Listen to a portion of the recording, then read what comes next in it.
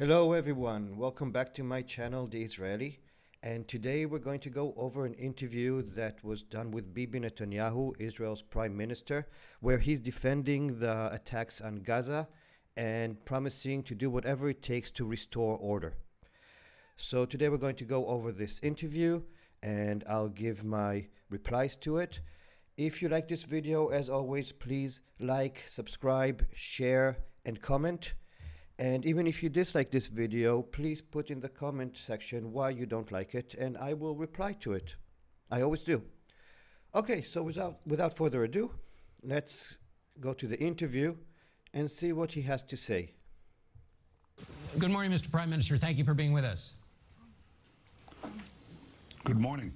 I want to start with yesterday was the worst clash in this 7-day conflict. The last one of a similar sort in 2014 lasted 6 weeks. How much longer are these hostilities going to continue?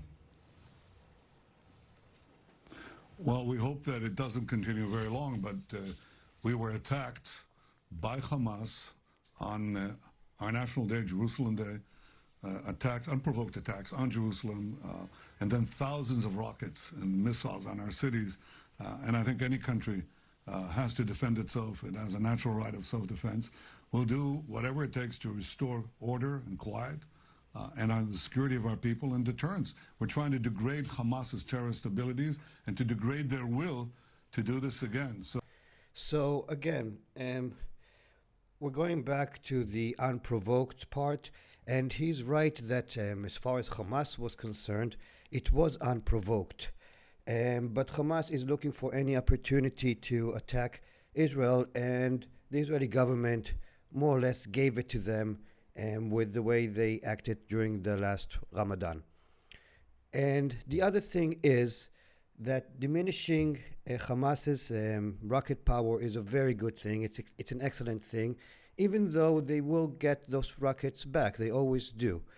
And to take away their willingness to fight, it's Hamas. You're not going to take away their willingness to fight. But what Israel can do, in my opinion, is take away the people's willingness to support Hamas in Gaza by giving them a future, by doing things other than just making sure that they have 4 hours electricity a day and food trucks coming in, but actually giving them a future.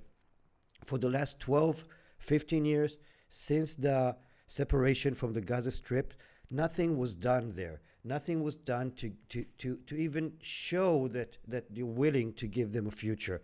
You locked them into Gaza, and some would say rightfully so, some would say not rightfully so.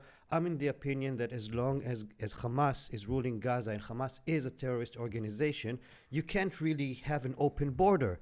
Like, think about it, people. If a terrorist organization controls a certain area where you live, you cannot just go in and out, yeah? I'm sure that wherever you live, you don't go to the most crime-ridden areas of that city. But that being said, there are 1.5 million people living in Gaza, and not all of them are terrorists, and not all of them support Hamas. Many of them, most of them, are under impossible situation there, and we have to do something to give those people hope. Yeah, whether they support Hamas or not, it doesn't matter. We need to give them hope. They're human beings, and we need to talk with Egypt. We need to do whatever is possible in order to give these people hope. And try to isolate Hamas as much as possible, of course. But just fighting Hamas all the time and saying self-defense, self-defense, self-defense, yes, it's true. But you're not doing anything else to stop Hamas besides fighting them. And it's time to try something different. It's time to do something else. It's time to give those people a hope. Yeah? It's time to start showing in Israeli media the Palestinian people. It's time to show on the Palestinian media the Israeli people. It's time that we act like we're neighbors and stop ignoring each other and just seeing each other as enemies. So fighting Hamas, all nice and well, especially when they throw thousands of missiles at Israel. But that's not the only thing that you can do. You need to do a lot more to protect Israel. And to protect Israel is also to give our neighbors a future. And as long as you don't do that, then I'm sorry. Let's continue. So it'll take some time. I hope it won't take long, but it's not immediate. 2,900 rockets fired on Hamas, according to fired from Hamas, according to one report. But there's also a report that Egypt offered a truce. Hamas said yes. You said no. Why? So of course he said no, because right now it's always the same. Hamas wants a truce and he says no, because they want to tire them down, and they think that if they'll make them really regret attacking Israel, then the next attack will come. There'll be a bigger space between the attacks. But it doesn't work that way. Hamas is a political terrorist group that controls Gaza, and it always needs to show why it has the right to control Gaza. And the only reason it has is that Israel is the enemy. That's the only reason it has to control Gaza. It doesn't give anything besides security, supposedly. Yeah? And you strengthen them by fighting them all the time and not giving something else, not showing another option. When you show that the only option that Israel has to defend itself is by fighting Hamas and fighting Gaza, then you show the people in Gaza that Hamas is doing what it says and it is protecting them, because you're not offering anything else.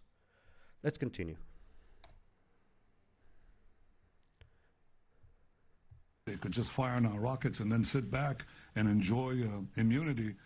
That's false. We are targeting a terrorist organization that is targeting let's continue a bit. Rockets fired on Washington. Journalists demanded detailed and documented justification. This morning, there's a Jerusalem Post story that says the Americans were shown a smoking gun. That proof that Hamas was in that building. What is that proof? And did you show it to the Americans? Intelligence, and here's the intelligence we had. It's about Palestinian terrorist, an intelligence office for the Palestinian terrorist organization housed in that building. Legitimate, were no, well, I can't say injuries. I don't know if somebody received a fragment of a stone. I don't know that, but no. So again, the buildings in Gaza that the IDF destroyed, he's trying to defend that decision by saying that it was an military intelligence center for Hamas, which is totally possible. But it was also an AP center for Associated Press, and that building where they were working was destroyed as well. And they are complaining about that. And I think we should look here on both sides of this story. On the one hand, AP deserved to get the proof why that building was destroyed. On the other end, the international community should ask AP the question, if Hamas militants and a Hamas military intelligence office was in that building, and their news corporation is in that building, and news is information, how can they explain that? How can they explain that they've been working in the same building with Hamas intelligence officers? This looks to me a bit shady. News organizations should be neutral, and when they sit in the same building with a terrorist intelligence security power, it seems a bit fishy, and I think they should answer that as well if it can be proven that Hamas militants were actually working in that building as well. So that should be an interesting story on both sides to follow. Okay, let's continue. People are killed. Now imagine, ask yourself, how's that possible? Yeah, and AP, they said we were lucky to get out alive. And that is such a lie, and they know it's a lie. And again, on both sides, when you say those small lies, it makes you a liar. Yeah? Also, this guy here will go to he's going to be starting doing his propaganda soon enough. You know, we're not stupid. It's time to start treating us as adults and as thinking individuals, yeah? And let us decide how we want to move forward. And both sides are always putting blame on this, blame on that, blame on this one, blame on that one. Nobody's offering another solution. Nobody is putting out their hand in peace, yeah? People just want a hug. Kidding. Let's continue. Possible. You see these high-rise towers that are used by Hamas over and over again, they collapse, and no one is cautioned. Okay, so he's why nobody's dead, because Israel gives fair warnings before, and they send flyers and phone messages, and they give time to evacuate, and that's why usually Nobody gets hurt Well, in we those pass it through incidents. the intelligence services to our people, to those people. Why do you think we brought down that building? The interesting thing is, I would say, that, all the journalists, one of the, I think, AP journalists said, we were lucky to get special Okay, so pay. now he's talking And also about, in and I Fallujah, think the AP should tell the truth, that they were giving fair warning to get out, because when an army blows down a residential building, that's a story within itself. They don't need to also go to the part, oh, we hardly got out alive. People are not stupid, AP. Come on. Afghanistan, I think you can appreciate the effort. Targeting civilians who are high, and we did that yesterday with that. To your critics, and in this case, with 181 Palestinians dead, 52 of them children, there's significant criticism. Amnesty International has asked the International Criminal Court to look into a refugee camp attack. The UN is meeting today. Foreign ministers of the EU are meeting.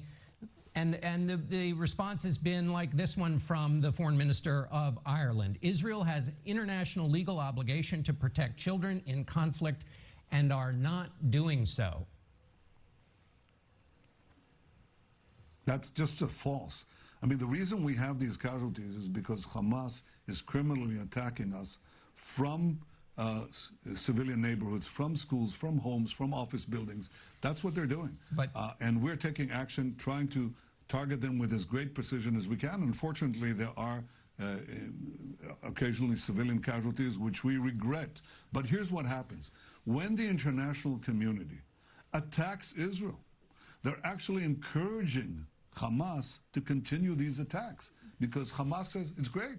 We're both killing Israeli civilians, and unfortunately some of ours, and they're happy with their own civilian casualties because it gets that, the international community.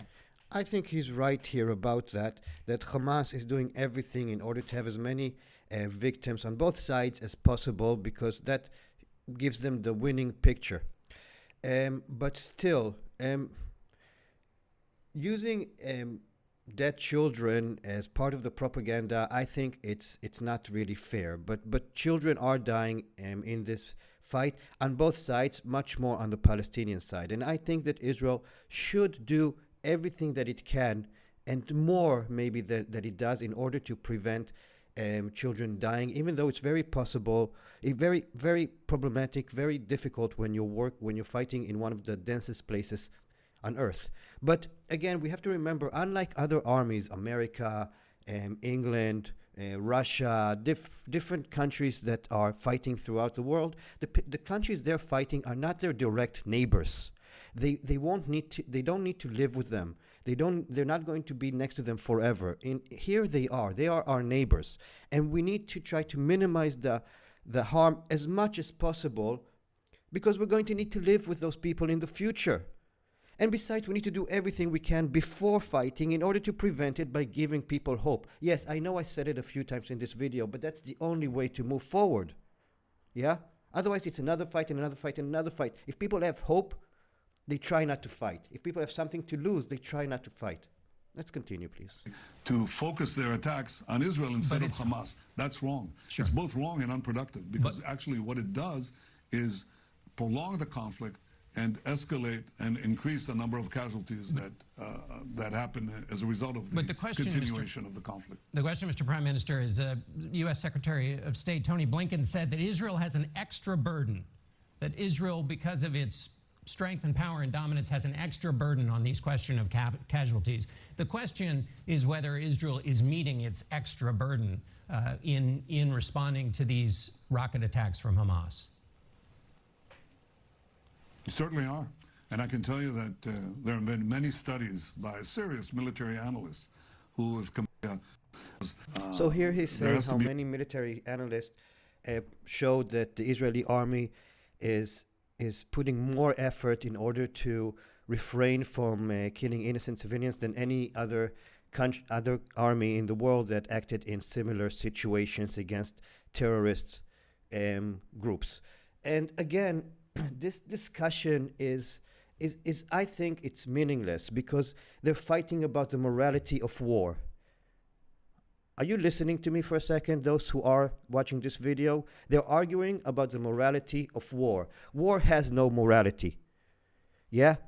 War is violence, and I would say most of the time senseless violence. Yeah? And they're trying to play here a game of how can we do a more moral war on both sides so that we can watch this on TV and not get offended or angry. War is an immoral thing. Yeah? And you can't try to moralize war. The only thing people need to start doing is how do we move forward for peace? Now, not how do we minimize the effect of the war. How do we move forward for peace? Yeah? And the Israeli army, it's there to defend Israel. It's not there to make peace. So when you use the army, there's going to be violence. But that cannot be the only option a government in a democratic country has. It has to have other options. Yeah? So he's defending the IDF, he's defending the actions against Hamas and against Gaza, and all is nice and well. When rockets fall on Israel, he has to do that. He has no choice. And let me tell you something. Those who think that if Bibi Netanyahu disappears and a left party leader takes his place, he's going to do the same thing. And you will do the same thing. When missiles fall on your country, your job is to defend it. You don't really have a choice whether you're left, right, center, I don't know. Yeah? But other leaders would work harder, I hope, in order to bring peace, not to minimize this perpetual war. A measure of so he's defending own civilians. Something that, out of these, that, in my opinion, is defendable and undefendable at the same time. Because it's defendable because rockets are falling on Israel. It's undefendable because you didn't do anything to prevent this war. You didn't do anything to move forward with peace. Homes and offices, then there wouldn't be any problem. Let me ask you, Mr. Prime Minister. But the fact is, of murdering our civilians from these places, let me ask you, Mr. what would you do at the very least what we're doing? Let me ask you a broader question that was articulated by Senator Bernie Sanders, which is distinct from the clashes over the last week.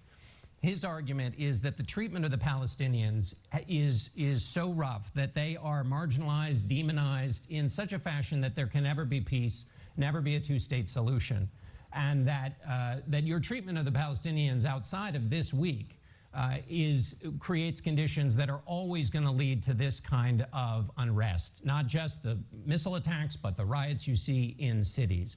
What's your response to that? Hey, do you have a computer? Okay, so Bernie Sanders is saying more or less the same thing that I'm saying, and it's right. We'll see what he answers. Wait a second. Hamas is not attacking us because they're trying to increase the welfare of Palestinians. In fact, so again, he's saying that Hamas is not attacking in order to improve the Palestinian lives, but it's attacking in order to attack Israel. And he's right about that. But so what? Israel is much stronger than Hamas. Israel has more money, more power, more influence than Hamas. And if Israel can do a lot of things for the Gazan people without Hamas, yeah? I'm sure that there are smart enough people to find ways of giving the people in Gaza hope, to giving the people in the Palestinian territories hope, to giving the Arab Israelis hope. Yeah, it's not just Gaza. It's everything. Because I'm going to talk about this in a different video, but religion and power are very problematic. And in Israel, it's especially problematic because it's a democratic country. And this guy is in power mostly because of the religious people. Yeah? And he cannot do a lot of the things that he needs to do in order to bring peace to the land because of the religious ideologies and realities. And it's the same on the other side, even more. Well, not even, more so. Yeah? And I'll talk about it in another video, religion, politics in this area. But this is one of the reasons why he can't really promote peace. Because the people who keep him in power, the real people who keep him in power, do not support peace. Yeah, it's the same problem on the other side. And that's why I made this channel. So people who do want to promote peace can do it without the government doing it. Yeah, start a different route. open our own channels of discussion and communication. Let's continue. In fact, they're taking huge sums to build the terror tunnels, which we've been able to neutralize, to have rockets, missiles, and other armaments. They're not building up Gaza. They're doing everything in their power to turn it into a fortified terror camp in order to destroy Israel. And they openly say their goal is to destroy Israel. They're not interested in any kind of coexistence, any kind of the kind of peace, the 4 peace treaties that I've made with Arab countries that are changing the Middle East. They're trying everything in their power to avoid the path of peace and reconciliation. So I think any objective observer understands that Hamas is out to destroy the state of Israel, and they're not a partner. But again, just like right-wing governments in Israel are kept in power a lot because of Hamas, and every time that Hamas attacks Israel with rockets, the right-wing gets stronger. That's a fact. The same thing happens in Gaza. Every time Israel attacks Gaza, Hamas gets stronger. Yeah, it's the same kind of thing. Why can't you see that? But just like all Israelis do not support this war and this perpetual war, we support protecting Israel, defending Israel. But there are other ways to defend it besides weapons. That's what I'm saying here.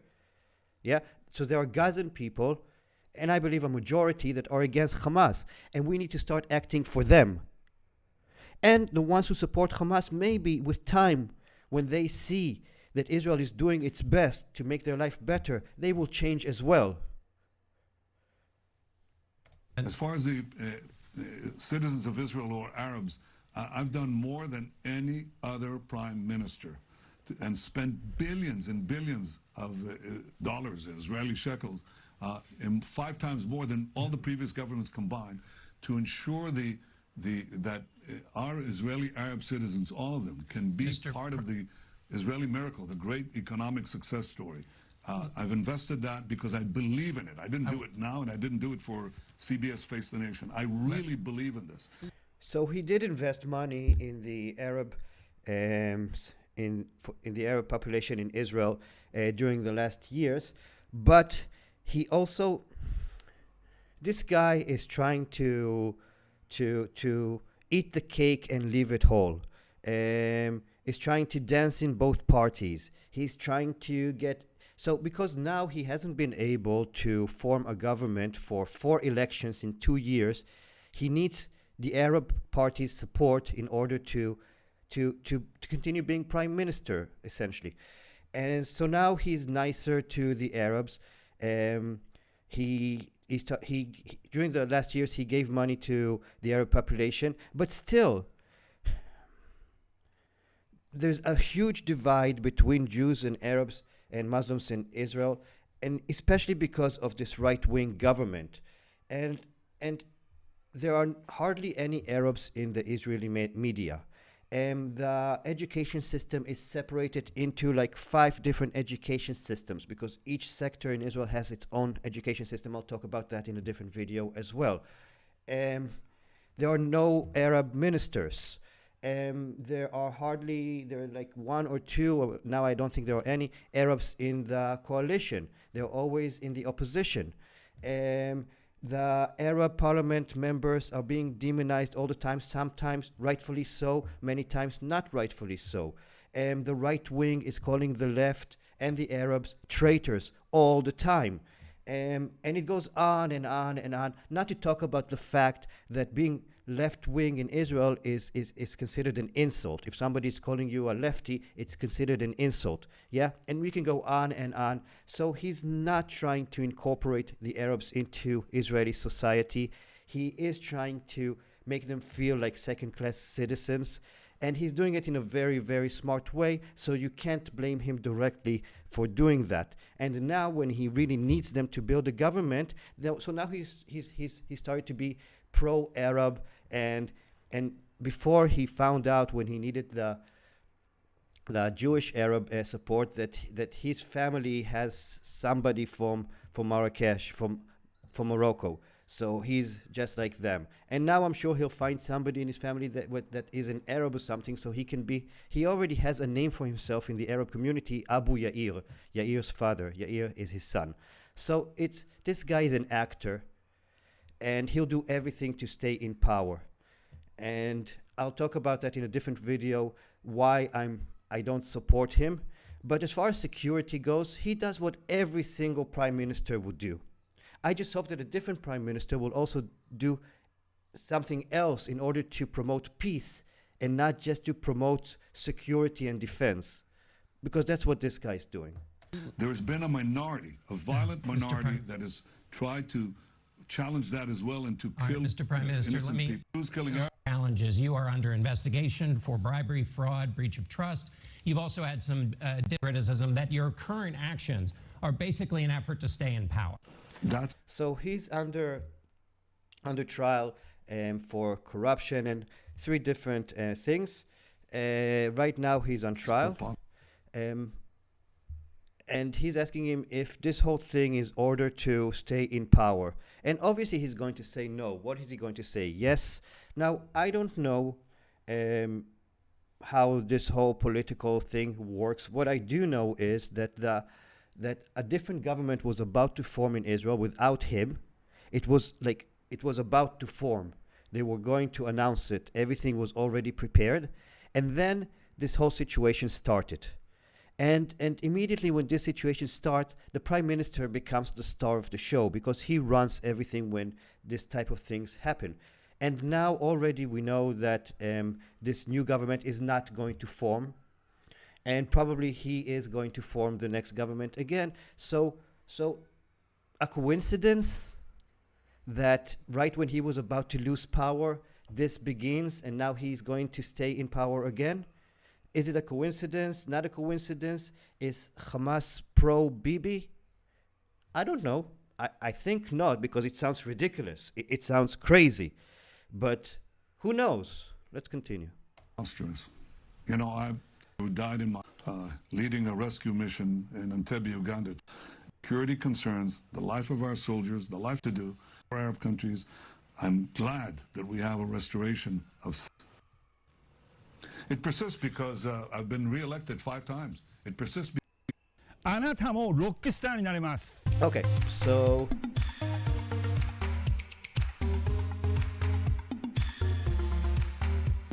so that will be good enough for this video.